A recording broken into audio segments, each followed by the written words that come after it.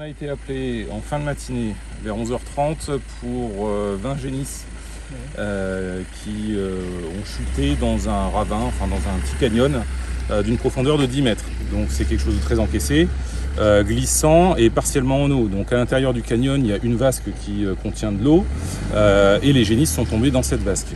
Sur la vingtaine de génisses du départ, 6 n'ont pas survécu à la chute et 3 sont dans un état grave. Là pour le moment on a des experts animaliers et des vétérinaires qui sont à leur chevet. On va voir si on peut les sauver.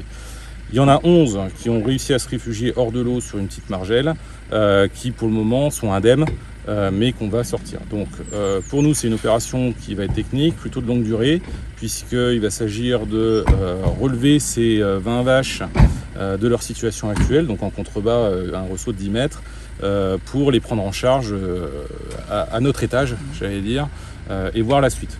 Donc il y a un important dispositif sapeurs-pompiers qui a été mis en place, qui vient de pas mal de casernes différentes, et notamment on a 3 équipes spécialisées qui sont actuellement à la manœuvre. On a des spécialistes en sauvetage animalier, on a des spécialistes en sauvetage déblaiement qui sont spécialisés dans le levage de charges lourdes notamment, puisque une génisse c'est à peu près 250 kg là dans le cas d'espèce.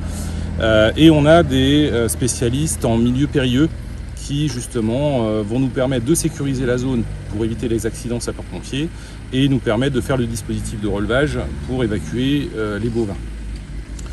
Voilà, en gros ce que je peux vous dire en l'état. Les opérations vont être techniques, elles sont en train de se mettre en place. On estime que le début du relevage va pouvoir se faire d'ici 2 heures, donc vers 15h, 15h30. Mais c'est une opération de longue durée.